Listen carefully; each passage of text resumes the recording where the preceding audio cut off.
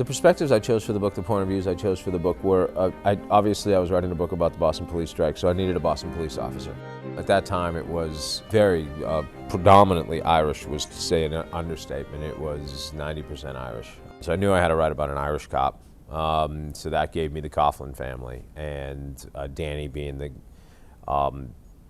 guy who gets swept up into the labor movement of the Boston Police Department, which wouldn't have been terribly interesting unless there was some sort of conflict to go against. So both his brother is a district attorney, he's against it, and his father is a police captain, so he's really management.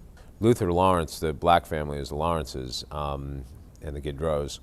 Luther came in, he just walked into the book.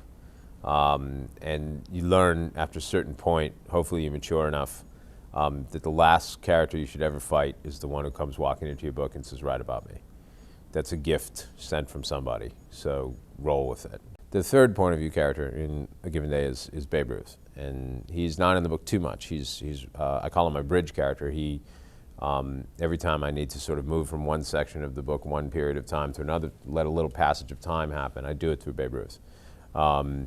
Give you a sort of macro sense of what was going on in the world at that time. I do it through Babe Ruth. And I just thought he was an interesting character at that point. And this was a guy who was, in a lot of ways, the very first modern sports player. He was in the sense of how he negotiated his contracts, in the sense of, he was very happy to stick up a team until they paid him, and sit out. He suddenly decided he didn't want to pitch when he was actually at his prime as a pitcher. And every year he'd sign a new contract, and every year he'd bitch about it, and he just became to me a really interesting and sort of emblematic picture portrait of the sort of dawn of American celebrity. Normally when I write a book, there's always one character or two characters who step up, but in this one I think there was more like four, because I was trying to do I was trying to work in certain traditions as I understood them of the epic. And so one of the things that's always in the epic is the star-crossed lovers. And so I decided, it's an epic. Now, don't just have one, have two. So you have Danny, who's in love with Nora, but can't face the fact that he's in love with Nora, and she's engaged, of course, to his brother. And then she has a very feelings for him that run from anger to ambivalence.